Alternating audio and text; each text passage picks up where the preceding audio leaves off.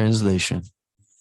All demoniac personalities like Pralamba, Dhanuka, Baka, Keshi, Arishta, Chanara, Chanura, Mushtika, Kuvala, Yapida, elephant, Kangsa, Yavana, Narakasura, and Pondraka, great marshals like Shalva, Dvivida monkey, and Balvala, Dantavakra, the seven bulls, Shambara, Vidurata, and Rukmi, as also great warriors like Kamboja, Matsya, Kuru, Srinjaya, Kekaya, would all fight vigorously, either with the Lord Hari directly or with him under his names as of Baladeva, Arjuna, Bhima, etc. And the demons, thus being killed, would attain either the impersonal Brahmajyoti or his personal abode in the Vaikuntha planets. Purport.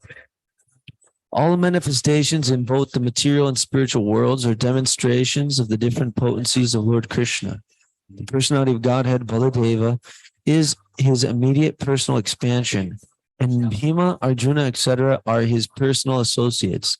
The Lord would appear, and he does so whenever he appears, with all his associates and potencies. Therefore, the rebellious souls, like the demons and demoniac men mentioned by names like Pralamba, would be killed either by the Lord himself or by his associates. All these affairs will be clearly explained in the 10th canto.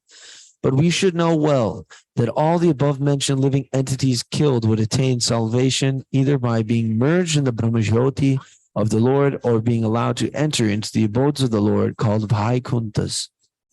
This has already been explained by Bhishmadeva, 1st canto.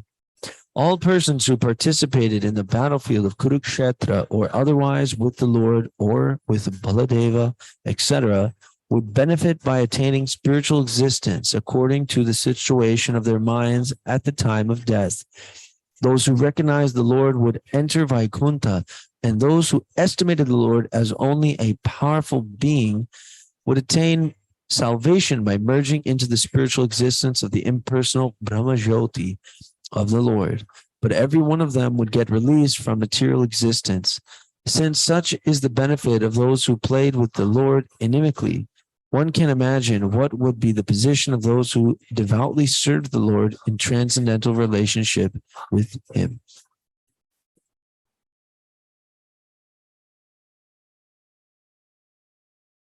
Maharaj, we would love to hear from you about this.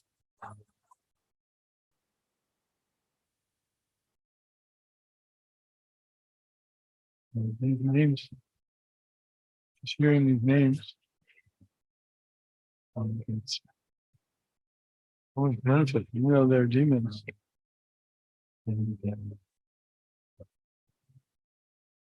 miracles from the Lord, they blasphemed him. He called them so many bad names and tried to harm him and harm his friend and associates, all in relationships, feel everything. But Krishna is so pure that it doesn't matter how they come in contact with. Back today,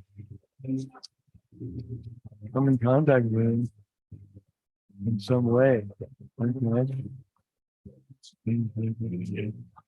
purified.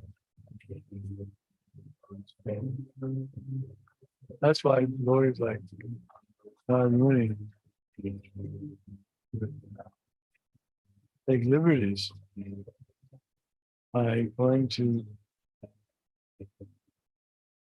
demons like Kamsa and telling Kamsa that maybe you didn't know, but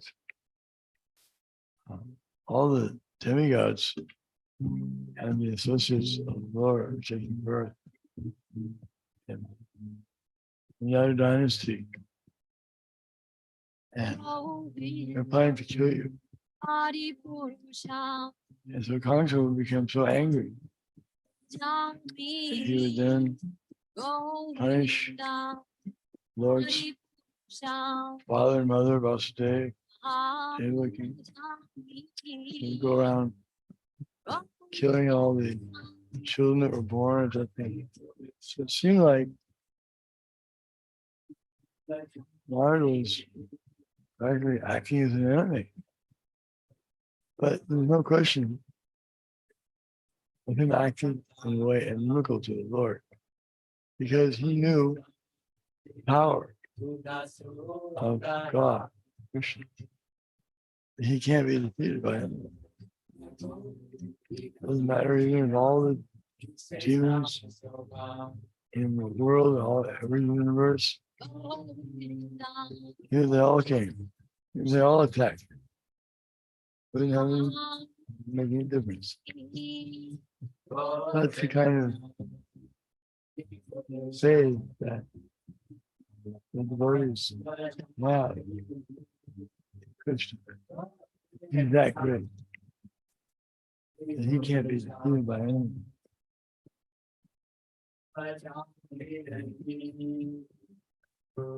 Some of these demons achieve impersonal brahmacari depending upon their own consciousness. It's like Kamsa. Kamsa clearly describes in the Bhagavatam that Kamsa was he got the liberation of Vaikuntha. He became four-handed form of the Lord. It looks just like the Lord. Form of the Lord. Five different types of liberation. Smiksha, Smipya, on the same planet. Sarshti, same opulences. And he got to look just exactly like Lord. He always was meditating on that form of the Lord. He was so attracted to it because he wanted to be.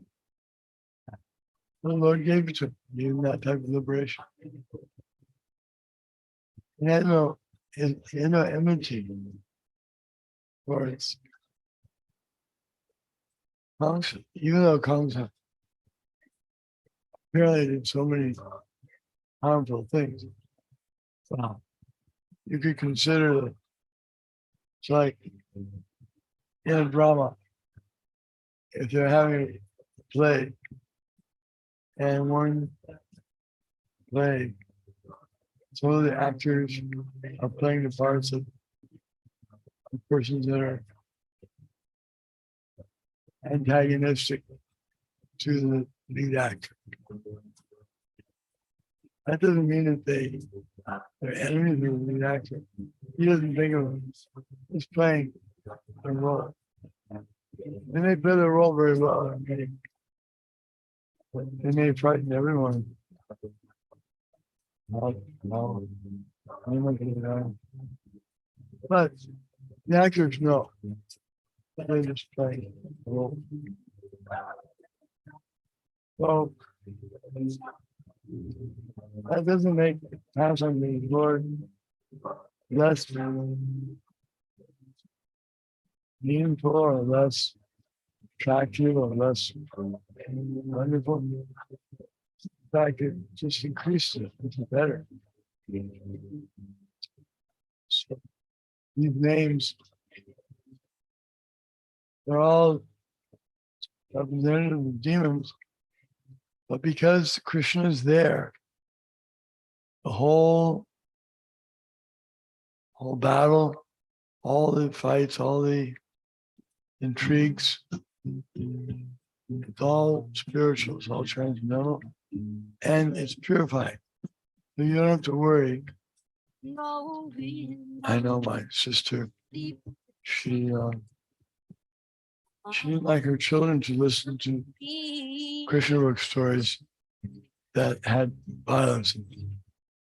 She didn't mind if I read stories to the children that didn't have violence. She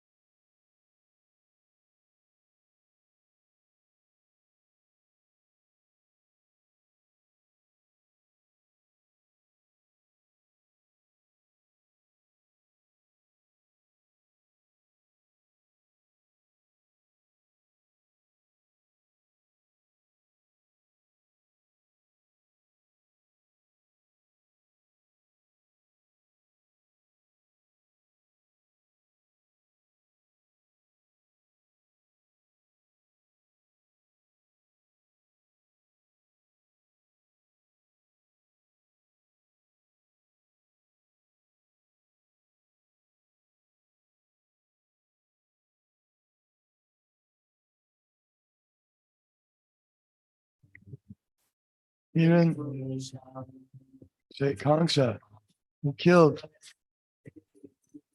Krishna's brothers when they were just came out of the womb. How could that be a wonderful thing? But then he got elevated and became liberated into Vaikuntha. These are transcendental pastimes of the Lord. And one shouldn't speculate, try to figure out how it's possible. There's nothing impossible for the Lord.